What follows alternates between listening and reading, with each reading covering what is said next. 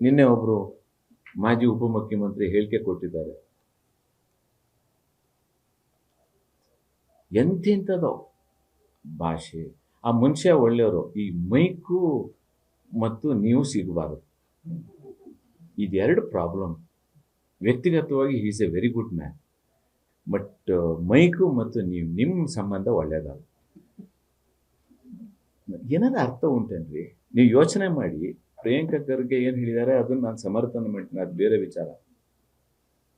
ಆ ಸಮಾಜವನ್ನು 5,000 ವರ್ಷ ನೆಲಕ್ಕೆ ತುಳಿದು ಇಟ್ಟಿದ್ದೀವಲ್ಲ ನಾವು,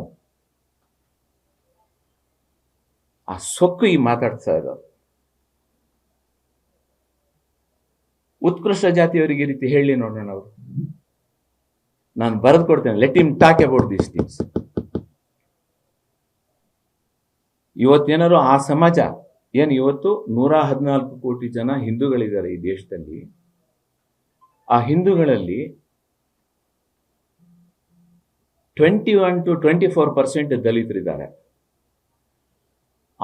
ಆ ಸಮಾಜಕ್ಕೆ ಈ ಮೇಲ್ಗಡೆ 4 ಜನ ನಾವೇನಿದ್ದೀವಿ, ಶೂದ್ರರು, ವೈಶ್ಯರು, ಬ್ರಾಹ್ಮಣರು, ನಾವು 4 ಜನ ಏನಿದ್ದೀವಿ. ಈ ಬುದ್ಧಿವಂತಿಗೆ ಏನಾದ್ರು ಇದ್ದಿದ್ರೆ ಇವತ್ತು ಖರ್ಗೆರು ಈ ದೇಶದ ಪ್ರಧಾನಮಂತ್ರಿ ಆಗಿರ್ತಿದ್ರು. ಗೊತ್ತಾ ನಿಮಗೆ? ಒಂದು ಯೋಚನೆ ಮಾಡುವ, ಯಾರ ಬಗ್ಗೆ ಮಾತಾಡ್ತೀನಿ ಅಂತ. ತುಳಿತಕ್ಕೊಳಗಾದ ಜನ, ಅವ್ರಿಗೆ ಸಿಟ್ಟಿದೆ, ಹಣ್ಣು ಇರಬೇಕದು. ಯಾಕೆಂದ್ರೆ ಆ ಸಮಾಜವನ್ನು ತುಳಿಯಿಟ್ಟಿದ್ದೀವಿ ನಾವು. ನಿಮ್ಮ ಕಾರ್ಪೊರೇಷನ್ ಕ್ಲೀನ್ ಮಾಡೋರು 90% ಅವರೇ. ತೀರ್ಥಹಳ್ಳಿ ಮುನ್ಸಿಪಾಲಿಟಿ ಕ್ಲೀನ್ ಮಾಡೋರು. ಅದನ್ನ ನೋಡಿದ್ರೆ ಅವ್ರಿಗೆ ಬೇಜಾರಾಗಲ್ವಾ? ಅವ್ರಿಗೆ ಹರ್ಟ್ ಆಗಲ್ವಾ? ಅವರಿಗೆ ಯಾಕೆ ಹರ್ಟ್ ಆಗೋದಿಲ್ಲ? ಖಂಡಿತ ಹರ್ಟ್ ಆಗುತ್ತೆ. ಯಾಕೆ ಹರ್ಟ್ ಆಗಬಾರ್ದು? ನಾವು ತಡ್ಕೋಬೇಕು. ನಾವ್ಯಾರು ತುಳಿದಿದ್ದೀವಿ, ನಾವ್ಯಾರು ಬಹುಸಂಖ್ಯಾತರಿದ್ದೇವೆ, ಸಹನೆ ಬೇಕು ನಮಗೆ, ತಾಳ್ಮೆ ಬೇಕು. ನೀವು ಈಗ ಏನು ಬ್ರಾಹ್ಮಣ ಸಮಾಜ ಅಂತ ಉತ್ಕೃಷ್ಟ, ಈ ನವಬ್ರಾಹ್ಮಣರು ಇನ್ನೂ ತಾಪತ್ರದಲ್ಲಿದ್ದಾರೆ. ಇವರು ಇನ್ನೂ ದುಷ್ಟರ ಟೈಪ್ನಲ್ಲಿ ನಡವಳಿಕೆ ಮಾಡ್ತಾ ಇದ್ದಾರೆ. ಈ ಕೆಳಗೆ 3 ದಿನ ಅವರಿಂದ ಹೆಚ್ಚಿಗೆ ಅವಮಾನ ಆಗ್ತಿಲ್ಲ, ಇವರೇ ಮಾಡ್ತಿರೋದು. ಅವ್ರ ಪಾಪ ಶಾಪ ಹಾಕಿ ಸುಮ್ಮನೆ ಹೋಗ್ತಾರೆ, ಹೆಚ್ಚಿಗೆ ಅದಾಗತ್ತೋ ಬಿಡುತ್ತೋ ಅಂತ. ಇವರು ಮೈಮೇಲೆ ಹೊಡಿಯಕ್ಕೆ ಬರ್ತಾರಲ್ಲ, ದೇವಸ್ಥಾನದ ಒಳಗೆ ಹೋಗಿ ಬಿಡ್ತಿದ್ದಾರೆ ಇವರೇ, ಅವರಲ್ಲ. ನಮ್ಮ ಈಶ್ವರಪ್ಪನವ್ರ ಸಂತತಿಯವರೇ. ಯೋಚನೆ ಮಾಡಬೇಕಿದು, ಈ ರೀತಿ ಯೋಚನೆ ಮಾಡಬೇಕು. ಅವ್ರು ಎಷ್ಟು ವರ್ಷದಿಂದ ತುಳ್ಕೋತಾ ಇದ್ದಾರೆ, ಈಗಲೂ ತುಳಿಸ್ಕೋತಾ ಇದ್ದಾರೆ.